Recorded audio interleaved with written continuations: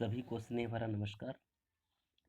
अब तक हम लोग कक्षा 10 का जो पहला पाठ है मित्रता, उसका जो पाठ का व्याख्या पढ़ रहे थे। और पाठ का व्याख्या पढ़ने के बाद अब हम लोग आते हैं अभ्यास के प्रश्नों पर। तो अभ्यास का जो प्रश्न है, इसका प्रश्नोत्तर, इसका व्याख्या जो कुछ भी है, आज इस पर हम लोग चर्चा करेंगे। आज इसी पढ़ाई होगी। तो सीधे हम लोग अपने टॉपिक पे आते हैं। अभ्यास के प्रश्न में जो पहला प्रश्न है, नीचे दिए गए गद्यांशों के प्रश्नों का उत्तर देना है। तो आप यहाँ देखिए, कुछ लाइन अंडरलाइन किया हुआ है। जैसा कि मैं आपको ये हाईलाइट करके बता देना चाहता हूँ। यहाँ देखिए, यहाँ से लेकर के यहाँ तक ये हाईलाइट किया गया है। और नीचे कुछ प्रश्नों का उत्तर दिया गया है। पहला प्रश्न है कि उपर्युक्त गद्यांश का संदर्भ लिखिए। दूसरा प्रश्न है कि रेखांकित अंश की व्याख्या कीजिए। और तीसरा है कि हमें किन लोगों का साथ करना चाहिए। तो ये परीक्षा के दृष्टिकोण से बहुत महत्वपूर्ण है, क्योंकि परीक्षा में अगर प्रश्न आएगा तो इसी तरह से आएगा। एक आपका एक गद्यांश दिया रहेगा, उसके नीचे 3, 4 या 5 जो भी प्रश्न हैं बन सकते हैं, वो प्रश्न देता है और आपको लिखना होता है। तो मैं आपको बता देना चाहता हूँ कि उसको लिखना कैसे है। जिसमें मान लीजिए पहला प्रश्न है, उसमें पूछ रहा है कि उपर्युक्त गद्यांश का संदर्भ लिखिए। तो संदर्भ लिखना आप कक्षा 6 से ही पढ़ रहे हैं कि संदर्भ कैसे लिखा जाता है। आप बड़े आराम से लिख सकते हैं, फिर भी मैं थोड़ा सा आपको हिंट कर देता हूँ। बस लिखना यह है कि ये प्रस्तुत गद्यांश हमारे पठित पाठ्य पुस्तक हिंदी के गद्य के भाग से मित्रता नामक पाठ से लिया गया है। इसके लेखक आचार्य रामचंद्र शुक्ल हैं। बस इतना ही इसका संदर्भ हो जाएगा। आपका ये पहला प्रश्न हो गया। दूसरा प्रश्न है, रेखांकित अंश की व्याख्या करिए। मतलब ये कि जो अंडरलाइन किया हुआ है उसी अंश का केवल व्याख्या करना है। तो पहले आप इसको व्याख्या करने का मैं बहुत सहज तरीका मैं बता देना चाहता हूँ। इसको रटने की ज़रूरत नहीं है, और न ही व्याख्या को रट करके आप उसको लिख सकते हैं, लिख पाएंगे। बल्कि इसको जितनी बार आप पढ़ेंगे, जितनी बार दोहराएंगे, आपके मन में कुछ चीज़ें निकल करके आ जाएंगी कि हमको इसको अपनी भाषा में कैसे लिखना है। जैसे मैं पढ़ रहा हूँ, आप सुनिए। हम लोग कच्ची मिट्टी की मूर्ति के समान रहते हैं, जिसे जो रूप का चाहे उस रूप का करे, चाहे राक्षस बनावे चाहे देवता। ऐसे लोगों का साथ करना हमारे लिए बुरा है, जो हमसे अधिक दृढ़ संकल्प के हैं, क्योंकि हमें उनकी हर एक बात बिना विरोध के मान लेनी पड़ती है। इसको बार बार आप पढ़िए। मैं आपको व्याख्या करने का तरीका बता रहा हूँ। मैं ये नहीं कह रहा हूँ कि मैं जो बता रहा हूँ उसको आप रटिए। आप इसको बार बार पढ़िए कि कच्ची मिट्टी क्या होता है, कुम्हार कच्ची मिट्टी को किस तरह से एक नए नए प्रकार का बर्तन या नए नए प्रकार की मूर्तियाँ बना सकता है। उसी तरह से हमारा जीवन भी होता है। हमारा हृदय जब कोमल होता है, मृदुल होता है, हम अभी घर के बाहरी वातावरण का प्रभाव हमारे ऊपर नहीं पड़ता है, तो किस तरह से हमारे हृदय पर प्रभाव पड़ता है। तो ये सब चीज़ें आप पहले सीख लीजिए, बाकी व्याख्या करना तो आसान हो जाएगा। अब व्याख्या कैसे करना है मैं आपको हिंट कर दे रहा हूँ, और आप इसको लिख लीजिएगा, क्योंकि यहाँ से अब आपका लिखना अनिवार्य है। क्योंकि इसके पहले मैं बता चुका हूँ कि आचार्य रामचंद्र शुक्ल का जीवन परिचय आपको हिंदी का कॉपी बनाकर उसका नोट बनाना है, जीवन परिचय उनका लिखना है। उसके बाद ये अभ्यास के जितने प्रश्न हैं सभी प्रश्नों को आपको हिंदी का कॉपी बना करके उसमें नोट करना है।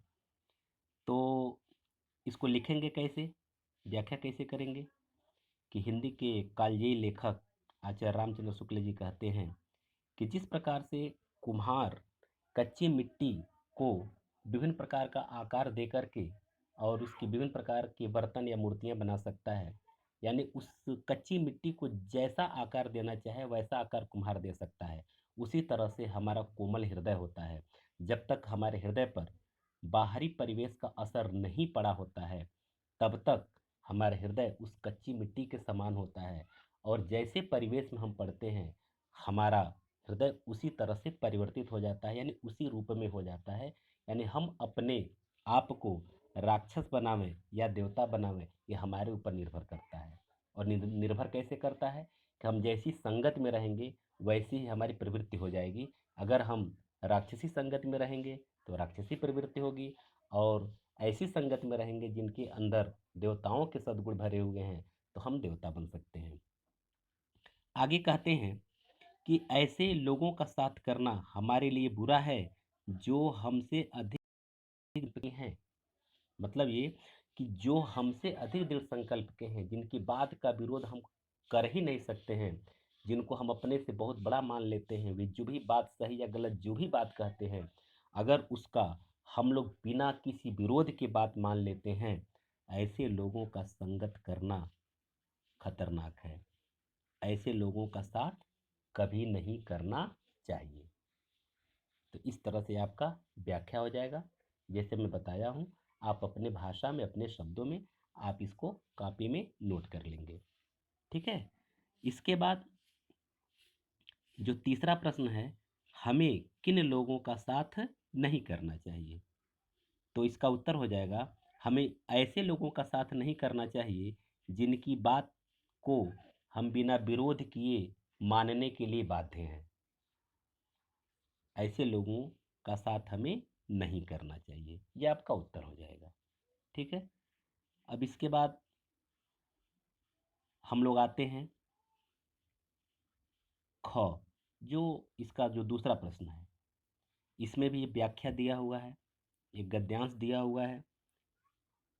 इसका 3 प्रश्न दिया हुआ है, 3 नहीं 4 प्रश्न दिया हुआ है, अथवा अगर जोड़ दिया तो 5 प्रश्न हो जाएगा। तो इसको भी ठीक उसी तरह से इसका व्याख्या करेंगे।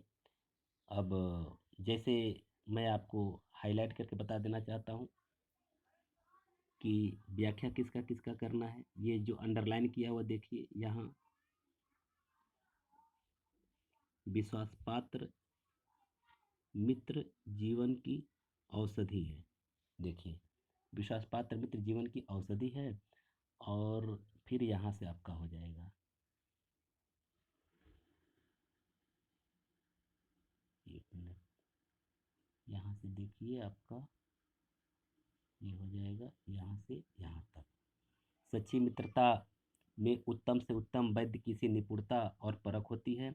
अच्छी से अच्छी माता का सा धैर्य और कोमलता होती है। ऐसे ही मित्रता करने का प्रयत्न पुरुष को करना चाहिए। तो आपका जो पहला प्रश्न है, उपयुक्त गद्यांश का संदर्भ लिखिए। जैसा मैं बता दिया हूँ कि आप इसको सीधे सीधे लिख लेंगे कि गद्यांश हमारे पठित पाठ्य पुस्तक हिंदी के गद्य वाले भाग से मित्रता नामक पाठ से लिया गया है। इसके लेखक आचार्य रामचंद्र शुक्ल जी हैं। बस ये आपका गद्यांश हो जाएगा। तो गद्यांश का संदर्भ हर एक, मैं आपको बता दूं, हर एक गद्यांश का जो पहला प्रश्न होता है, यह वही प्रश्न हमेशा रहता है, संदर्भ लिखना संदर्भ लिखना संदर्भ लिखना। तो एक संदर्भ मैं बता दिया हूँ, बाकी जितने भी आपके गद्यांश मिलेंगे सब में पहला प्रश्न आपको यही मिलेगा। तो उसका उत्तर तो फिर बार बार बताने की जरूरत नहीं है, आप उसको समझ सकते हैं, लिख सकते हैं। बाकी जो व्याख्या है, व्याख्या बताना है, और जो प्रश्न है उसका उत्तर बताना है। तो इसमें आप देखिए 2 रेखांकित अंश दिया हुआ है। एक, विश्वास पात्र मित्र जीवन की एक औषधि है। पहले आप इसका व्याख्या करेंगे। तो व्याख्या मैं आपको बता दे रहा हूँ कि शुक्ल जी कहते हैं कि अगर विश्वास पात्र मित्र है तो हमारे जीवन में एक औषध, एक दवा के समान कार्य करता है।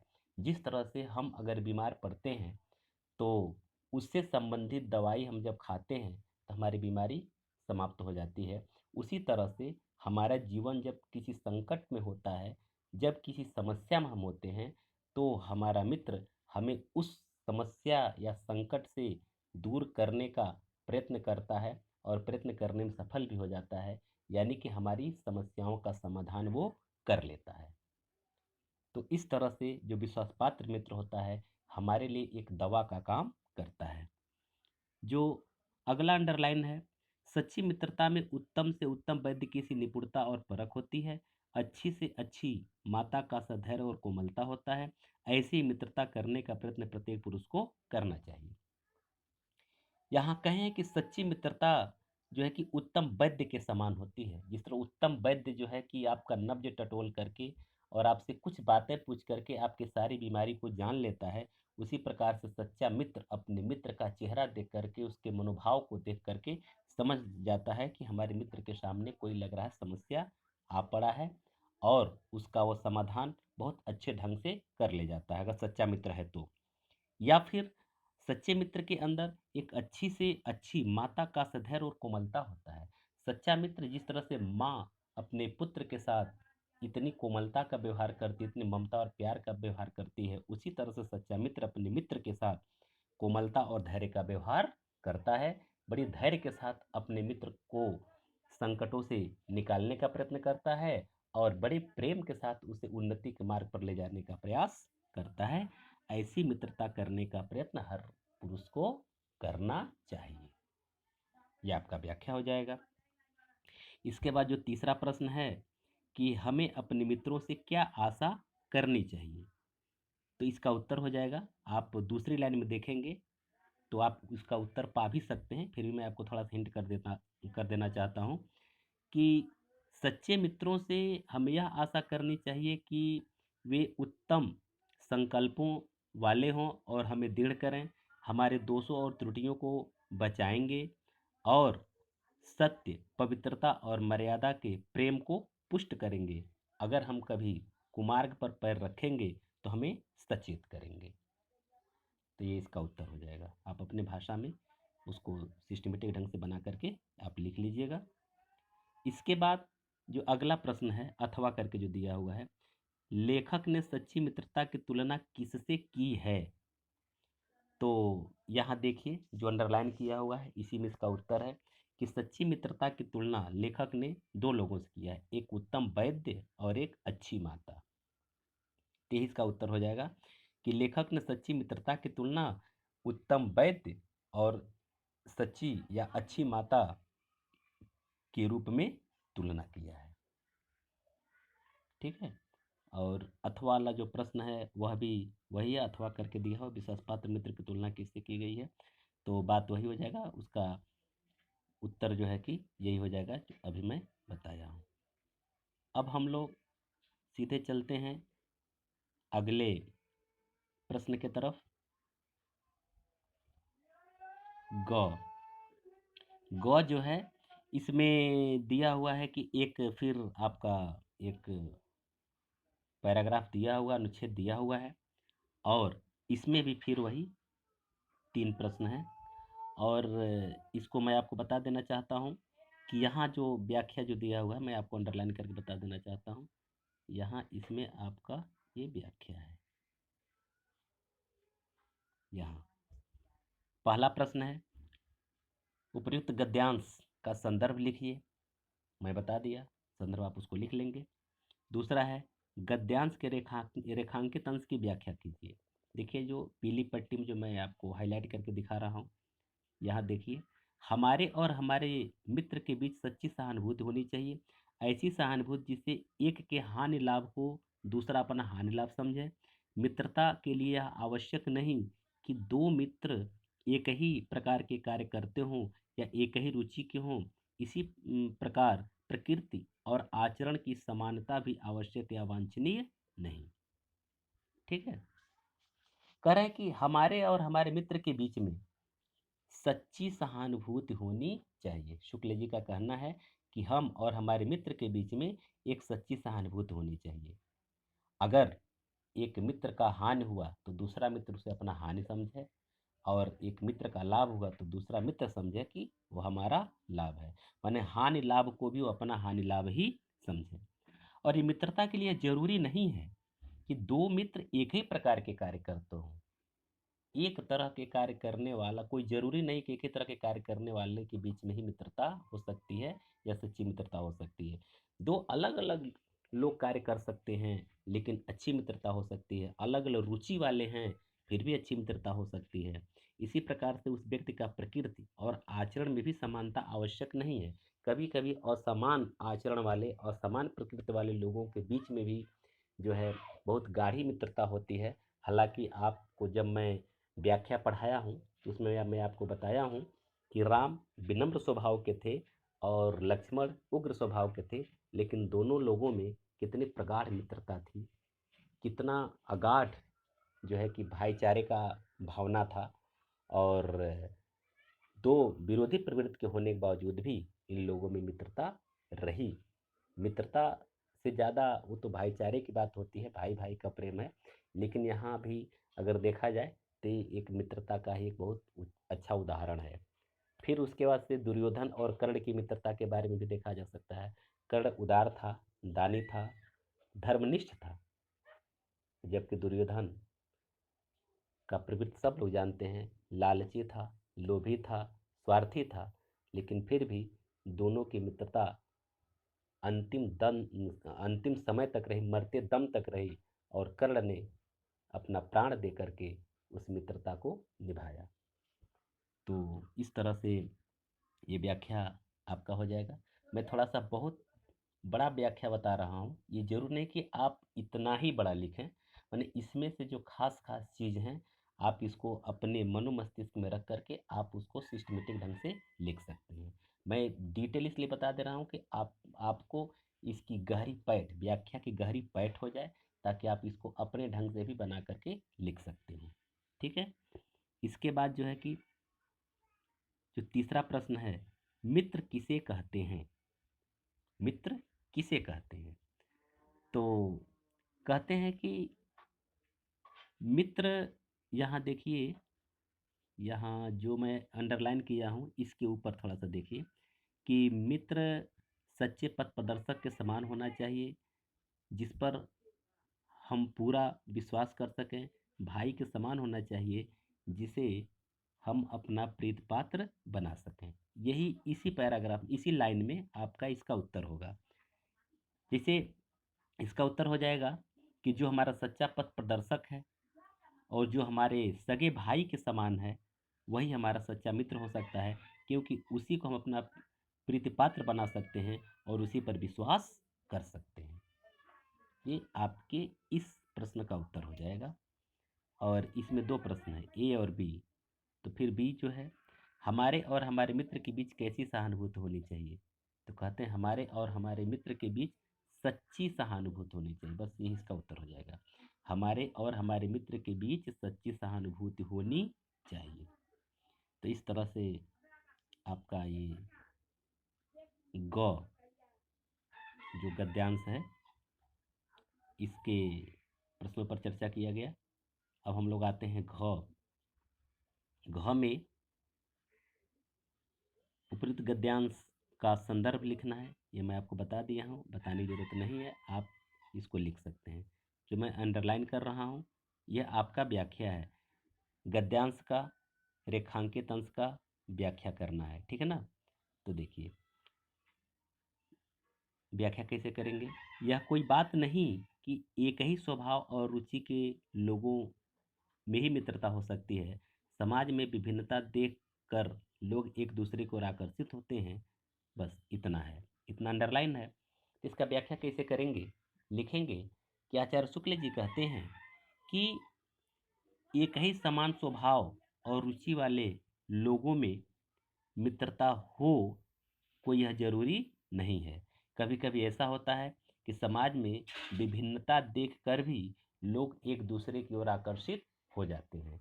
जैसे कोई मित्र है, अगर हमारे अंदर कोई गुण नहीं है तो हम चाहते हैं हमारे मित्र के अंदर वो गुण हो। या फिर अगर हम निर्बल हैं तो कोई बलशाली व्यक्ति है या कोई साहसी है, कोई निर्भीक है, तो हम उसके तरफ आकर्षित हो जाते हैं और हम उससे मित्रता कर लेते हैं, क्योंकि हम ये सोचते हैं कि चलो हमारे पास बल नहीं लेकिन उसके पास बल है, तो कम से कम वो हमारे बल का काम करेगा। तो इस तरह से विभिन्नता होने के बावजूद भी एक दूसरे को और आदमी आकर्षित हो जाता है और एक दूसरे का सच्चा मित्र बन जाता है। ये इसका व्याख्या हो जाएगा। जो तीसरा प्रश्न है, लेखक के अनुसार समाज में विभिन्नता देखकर लोग एक दूसरे की ओर क्यों आकर्षित होते हैं? प्रश्न को फिर से देखिए, प्रश्न क्या कह रहा है, इसी से आपका उत्तर मिलेगा। मैं आपको ये सीधे सीधे मैं उत्तर रटवाने की बात मैं नहीं कर रहा हूँ। मैं ये चाह रहा हूँ कि आप अपने अंदर ऐसी कला विकसित कर लें कि आप खुद प्रश्नों का उत्तर स्वयं ढूंढ लें। जैसे देखिए, फिर प्रश्न को पढ़िए। लेखक के अनुसार समाज में विभिन्नता देखकर एक दूसरे की ओर क्यों आकर्षित होते हैं? तो देखिए, यहाँ नीचे जो अंडरलाइन किया उसके आगे मैं पढ़ रहा हूँ। जो गुण हम में नहीं है, हम चाहते हैं कि कोई ऐसा मित्र मिले जिसमें वो गुण हो। चिंताशील मनुष्य प्रफुल्लित चित्त का साथ ढूंढता है, निर्बल बली का, धीर उत्साही का। ये जो दिया हुआ है, तो बस यही इसका उत्तर हो जाएगा। कि उत्तर लिखेंगे कि लेखक के अनुसार समाज में विभिन्नता देखकर लोग एक दूसरे को ओर इसलिए आकर्षित होते हैं क्योंकि जो चीज़ हमारे अंदर नहीं है, हम चाहते हैं वो हमारे मित्र के अंदर हो। जैसे निर्बल बली का साथ ढूंढता है, धीर उत्साही का साथ ढूंढता है, और जो विशारद अकबर मन बहलाने के लिए बीरबल का साथ ढूंढता था। बस ये इसका उत्तर हो जाएगा। हालांकि इतना लंबा आप न लिखें तब भी कोई बात नहीं है, आप इसको शॉर्ट में भी कर सकते हैं, थोड़ा छोटा भी कर सकते हैं। तो इस तरह से आप अपने हिसाब से इसका उत्तर बना सकते हैं। आशा करता हूँ कि आप इसको समझ गए होंगे। मैं ये उत्तर मैं रटवा नहीं रहा हूँ, इसको मैं आपको बता दे रहा हूँ, मैं विस्तृत व्याख्या में कर दे रहा हूँ ताकि आप उसमें से कुछ चीज़ों को चुन करके स्वयं एक अपने एक रचनात्मक शैली में खुद अपने एक, मैं ये नहीं चाह रहा हूँ कि मैं जो बोलूँ वही आप लिखें, आप अपने भाषा बना करके लिख सकते हैं। ठीक है, हम लोग आगे बढ़ते हैं। आज का बस इतना ही है। आज क ख ग घ ये चार जो गद्यांश है इसका व्याख्या किया गया, और इसके बाद फिर हम लोग कल इसके आगे के गद्यांश का व्याख्या पढ़ेंगे। तब तक मैं आप लोगों से विदा लेना चाहता हूँ। तब तक के लिए आप लोगों को बहुत बहुत धन्यवाद।